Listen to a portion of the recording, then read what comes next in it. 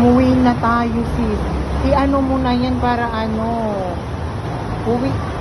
Iwan mo na para maglakad na lang tayo.